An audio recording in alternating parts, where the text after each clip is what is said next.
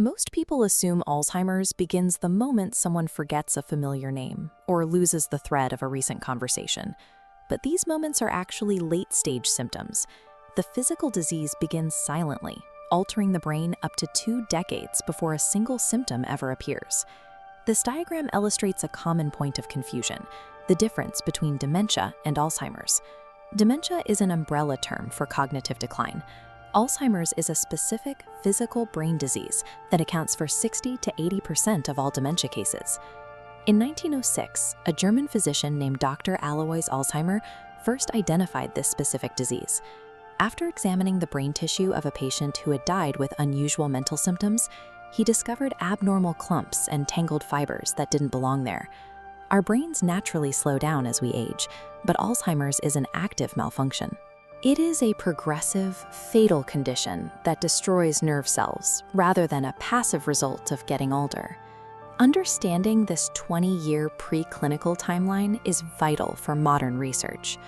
By the time someone begins to experience noticeable memory loss, the underlying biological changes have already been established for years.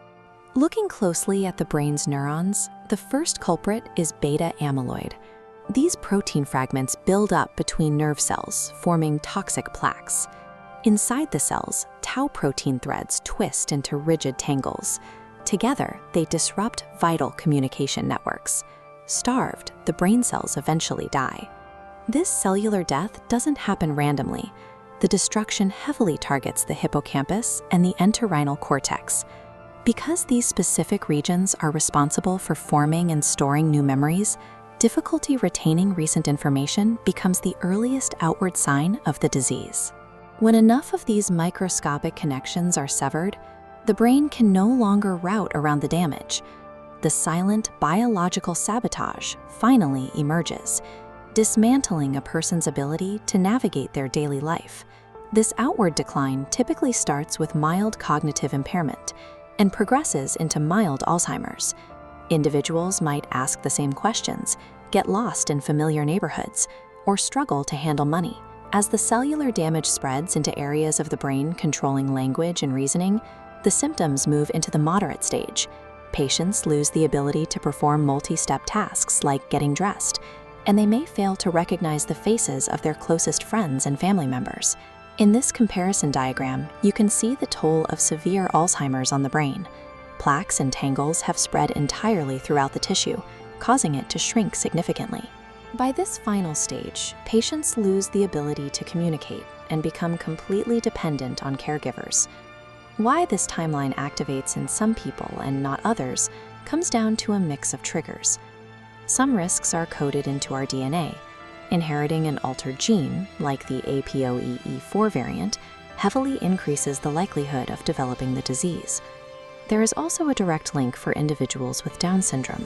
They carry an extra copy of chromosome 21, which houses the gene producing amyloid.